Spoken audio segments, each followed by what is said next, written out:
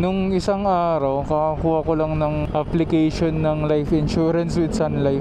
And nakakatuwa kasi magta-30 na ako. And nag-push lang talaga sa akin na kumuha ng insurance is yung dahil sa pagmomotor ko regularly.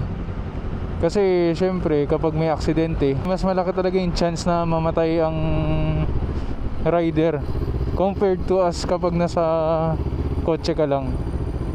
So I think based on statistics, you're 26 times more likely to die in a motorcycle accident compared to a car accident. And natatawa lang ako kasi insurance ng mga kotse, yung mga non-life natin, kotse, motorcycle, parang hindi tayo nagdadalawang isip na kumuha ng insurance, no? Matulad yung sa kotse, sa Hilux, brand new kasi from Casa, 70,000 yung insurance eh.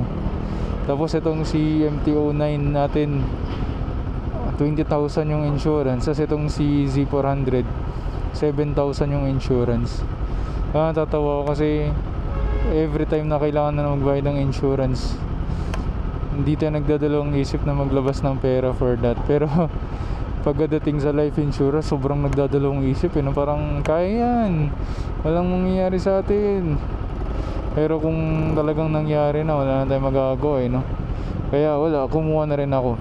Kaya para sa mga ibang may budget naman, kailangan pag-budgetan nyo talaga yung pagkuha na ng life insurance. Pwede nyo naman tipirin yung, like let's say may budget kang kumuha ng big bike, may target kang higher CC, pwede ka naman muna mag lower CC para ma-meet mo yung mga ibang requirements, mga safety requirements, like yung mga pagkuha ng insurance sa motor, in life insurance mo.